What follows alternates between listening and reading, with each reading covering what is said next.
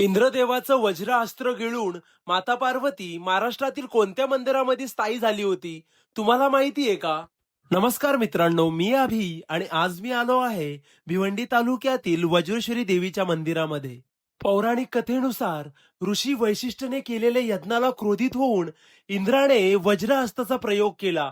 त्याच क्षणी यज्ञातून माता पार्वती प्रकट झाली आणि तो वज्रास्त्र गिळून टाकला आणि इंद्राचा अहंकार चिरडला. तेव्हा त्या देवीला वज्रेश्वरी असे नाव पडले.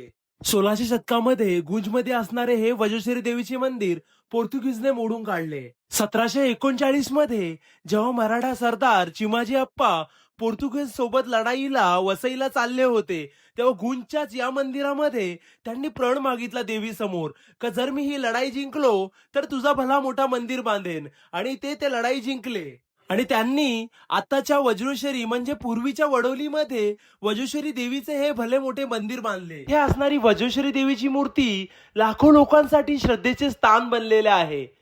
इथे मागितलेली कोणतीच गोष्ट अपुरी राहत नाही, मग ते हरवलेली वस्तू असू दे किंवा हरवलेला आत्मविश्वास. आज मंदिरापासून 1 किलोमीटर वरती आपल्याला आजारांना बरे करणारे गरम पाण्याचे कुंड देखील पाहण्यास मिळतील. आपल्या वज्रेश्वरी देवीचा हा व्हिडिओ जास्तीत जास्त शेअर करून सर्वांना आपल्या देवीबद्दल सांगा आणि असेच व्हिडिओ पाहण्यासाठी आपल्या पेजला फॉलो करून ठेवा. धन्यवाद.